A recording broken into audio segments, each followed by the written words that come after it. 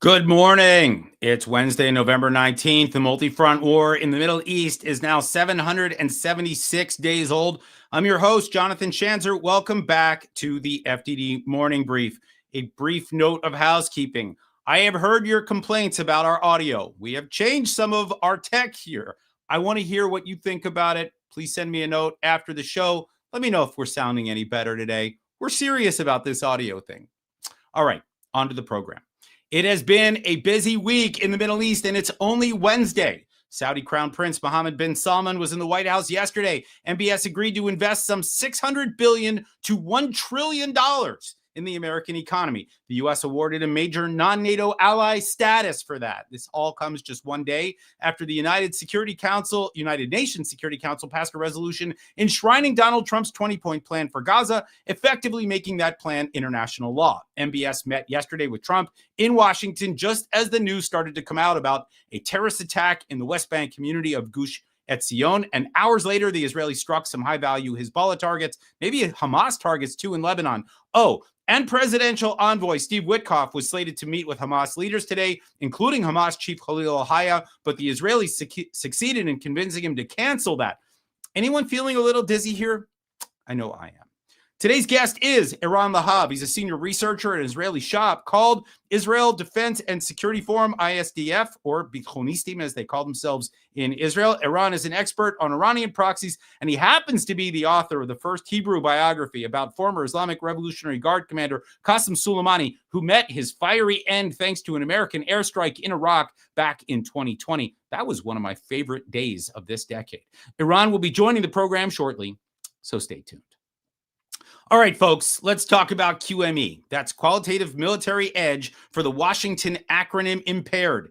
QME is shorthand for an American law first passed in 2008 that guarantees Israel an edge against all its enemies and adversaries across the Middle East. In signing this law, Congress vowed not to sell America's most lethal platforms to Israel's foes. The goal was to ensure that Israel would not have to lock horns with any hostile army equipped with platforms that are as good as the ones they bought from Uncle Sam. Congress reaffirmed this in 2014 and then again in 2020, a thrice promised military edge, if you will. So we're all good, right?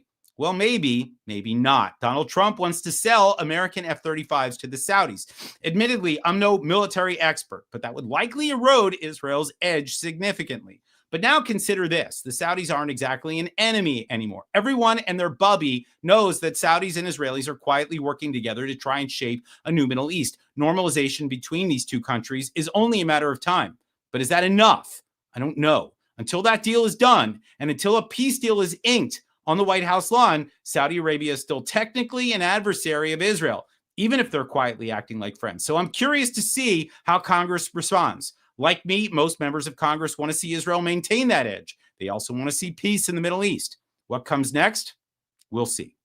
Now for your headlines. Headline 1, as I mentioned at the top, the UN Security Council blessed Trump's 20-point plan for Gaza.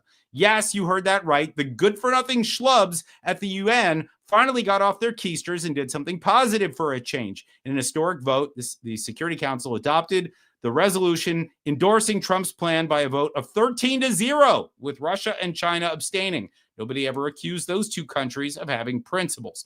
The resolution calls for a so-called Board of Peace, which will be chaired by Trump himself, to serve as Gaza's transitional authority. Plus, the resolution provides a mandate for the International Stabilization Force that's supposed to secure Gaza and oversee Hamas's demilitarization.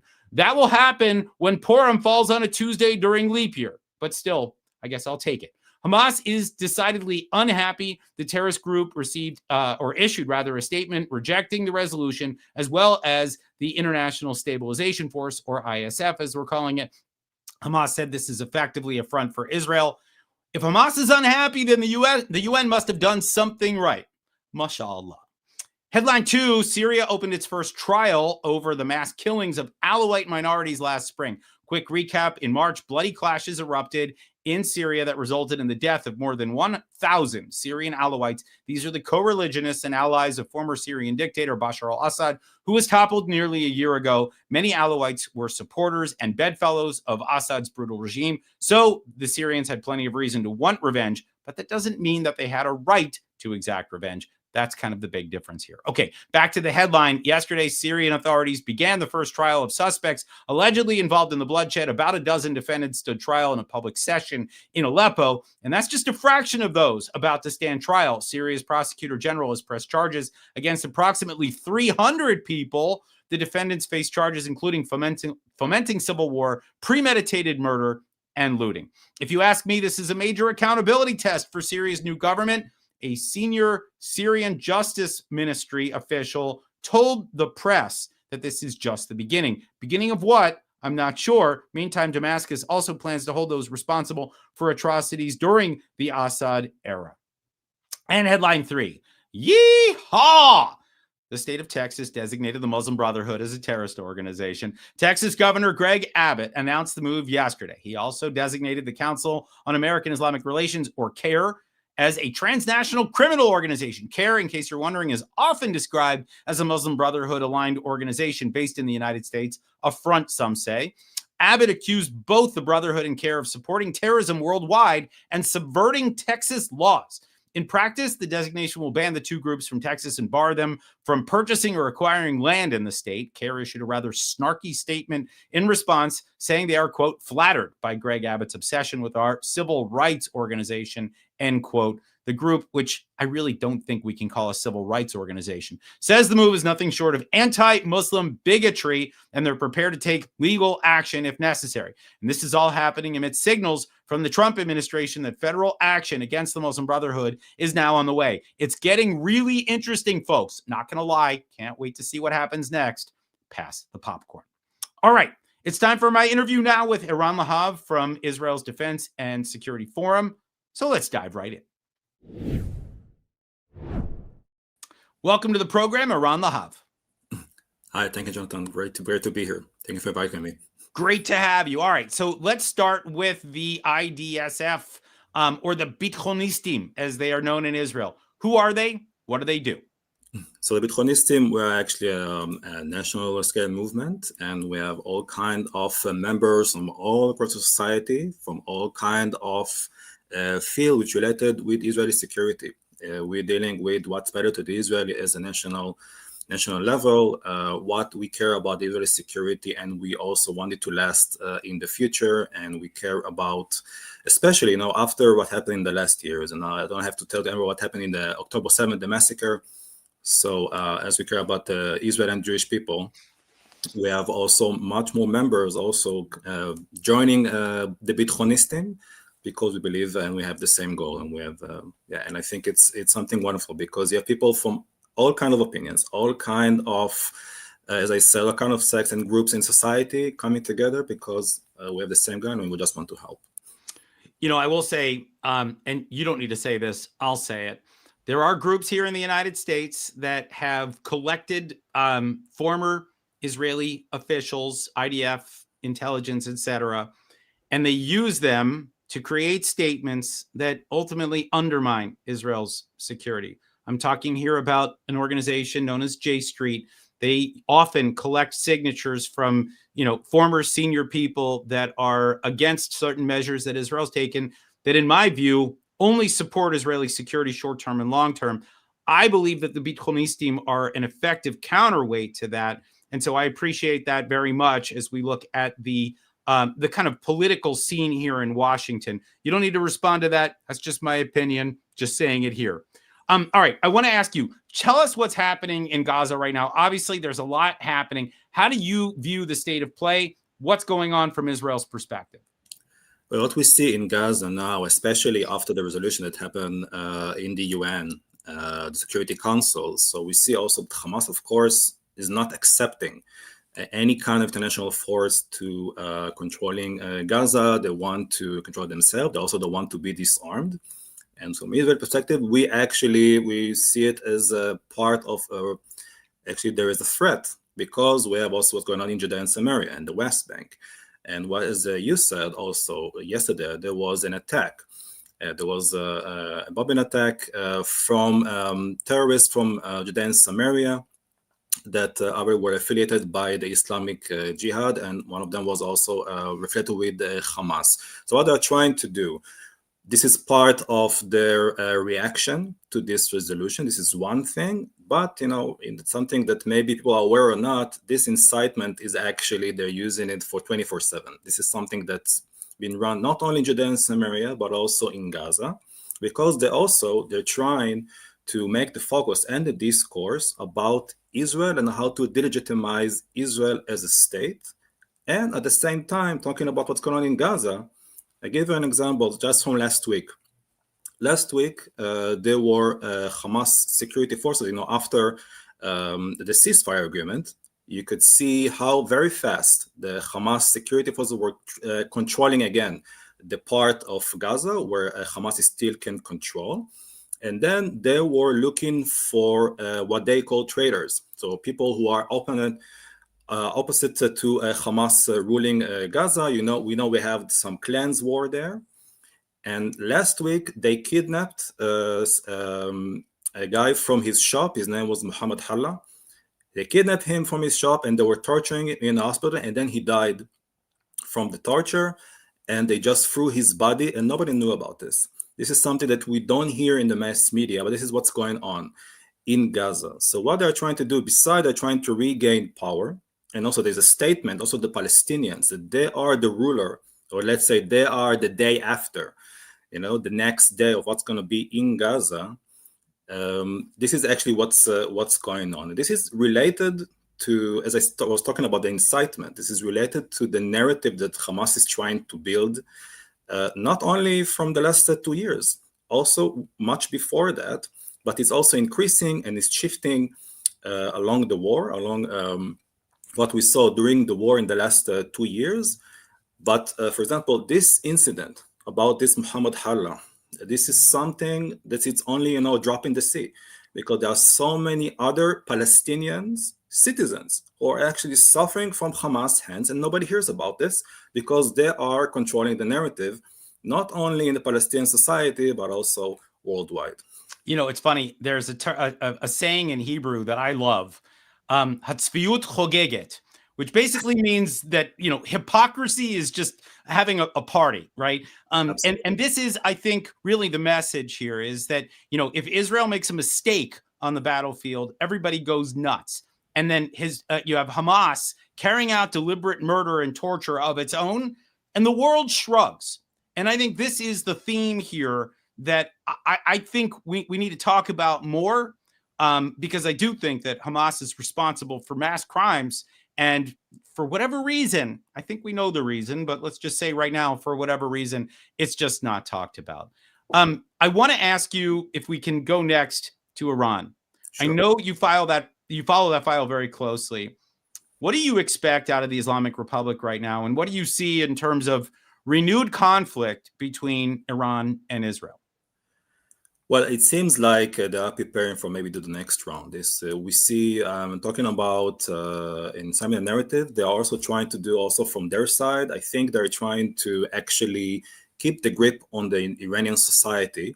So if they will go to the next round, they will look strong enough, because the last war, the 12 days war, the war defeated, they got really heavily hit.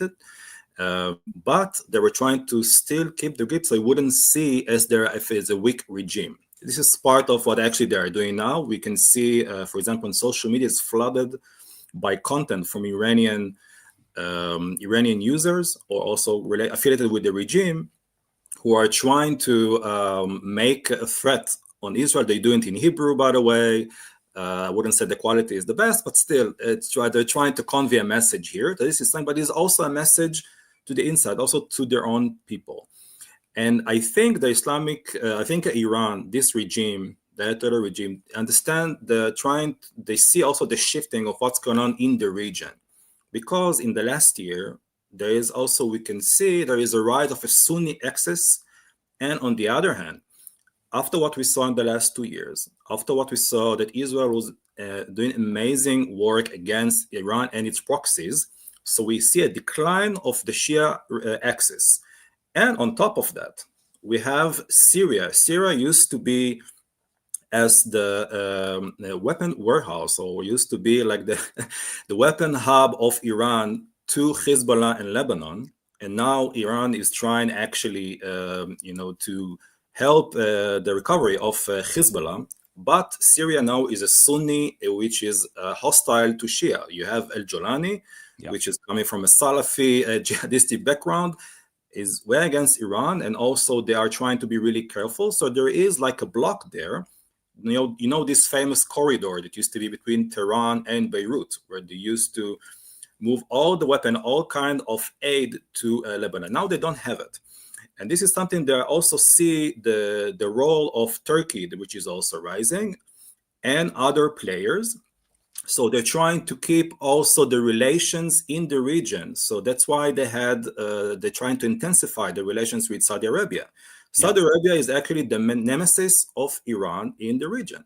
Yeah, and that's why this meeting between Trump and MBS at the White House is crucial. I want to talk to you about that. But I do want to mention that messaging in Hebrew that you just noted that the Iranian regime is engaged in right now. They've just launched apparently some new television station where they're going to be just broadcasting in Hebrew, which is kind of hilarious because you've got an audience of about 10 million people total.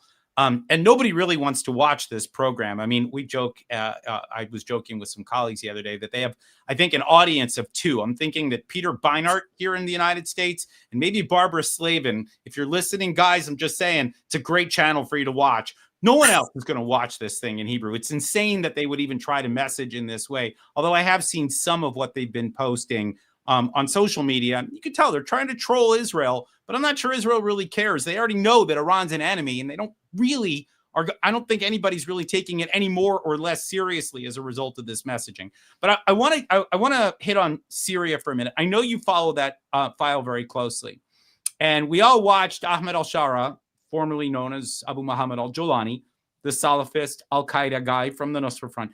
He got the red carpet treatment here in Washington last week. A lot of people said that was nerve-wracking. Some people said it was an opportunity. I don't know if we need to make a decision here about what it was. It was controversial. But I think my question to you is, what do you see next out of Syria? Well, first of all, I think this al-Jolani, I mean, again, you said, according to his background, so I know his background really well, I have to say. And what I see now that he learned from the mistakes of people that he knew also in his past, because he's using it as a sophisticated jihad. That's how I call it, because I think with Syria now, he's trying, he is really getting the red carpet everywhere he goes. He gets a lot of respect, and people see him as a legitimate leader. But on the other hand, in Syria itself, what's going on there is actually totally the opposite. Only last week, by the way, there were Sunni people who are actually supporting al-Jolani, and also part of the al-Jolani people were calling to actually exiling Shia people from Damascus. Besides all the massacre that was going on against minorities, the same time, by the way, the same weeks that he was in Europe, the same time there were also massacre against Alawites and also Druze at the same time. So this is something that we see to the international arena. He's trying really to show himself as a legitimate leader, as I said, like a diplomat and politician. He has the nice suit, he cut his beard and everything. And people think that they have their own interests, of course. People want to invest in Syria now. We have investors also from Europe and also from the region, because they think also it can help with the refugee problem that's going on in Europe.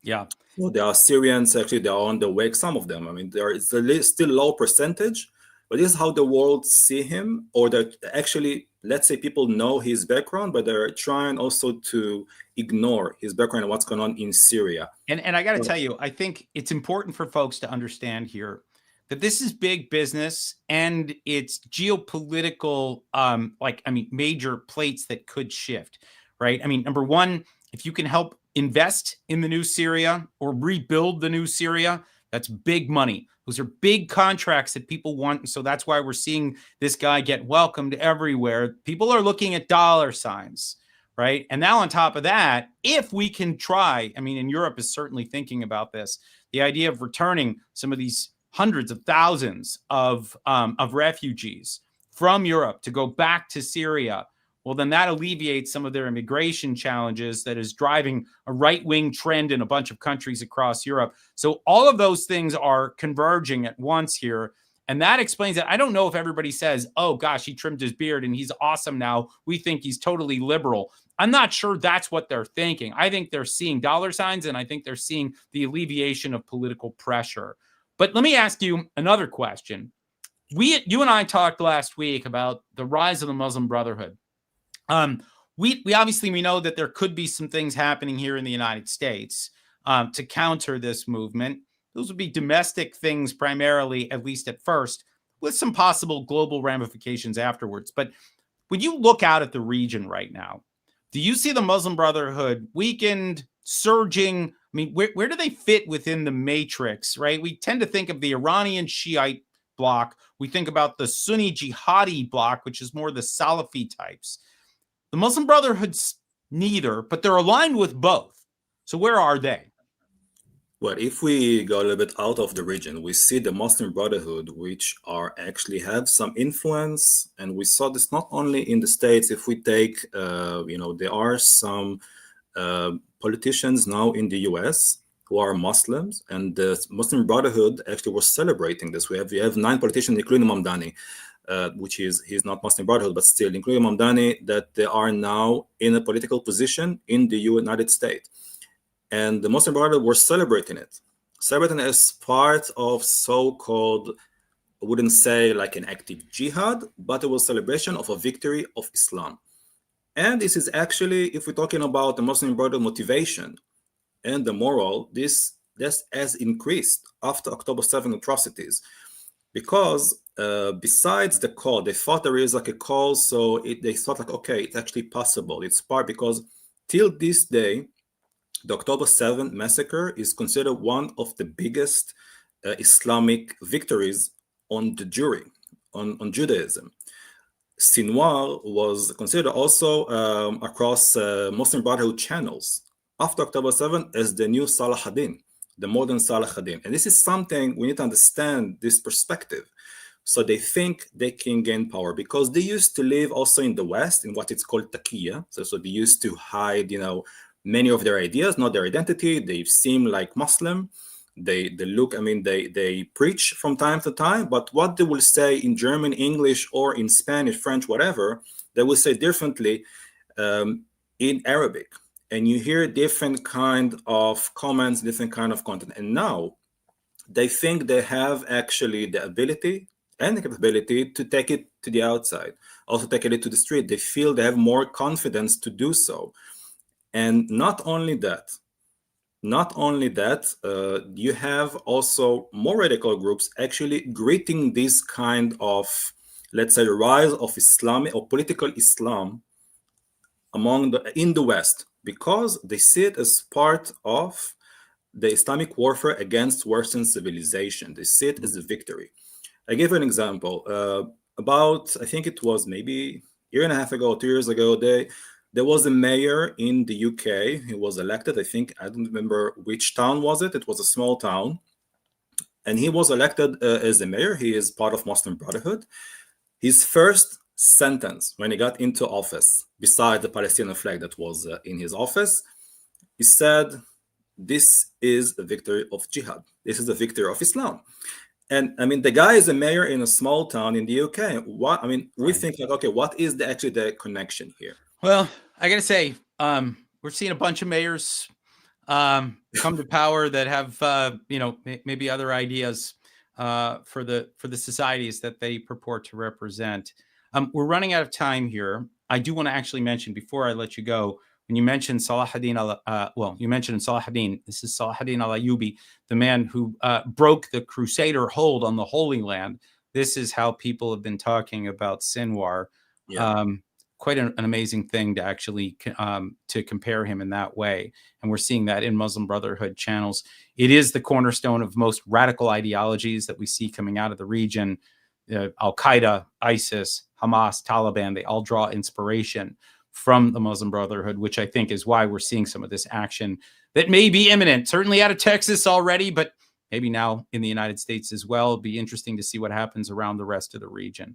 We're going to let you go here, Eran. Thank you for your time today. Thank you for joining us today on the FDD Morning Brief. All right, keep an eye on those guys. Again, a pretty interesting counter to some of the folks that are trying to organize former Israeli security officials here in the United States for their agenda. IDSF does good work in countering that. Here's what FDD has on tap for you today. FDD's Mark Montgomery, Craig Singleton, Ike Harris, and a gaggle of co-authors published a memo on FDD's website about Taiwan's biggest weak spot, energy. Taiwan is heavily dependent on imported liquefied natural gas and only stores about 10 days worth of the stuff on the island. Our authors suggest the risks associated with this vulnerability, and they explain how the U.S. and our allies can help. Give that report a read.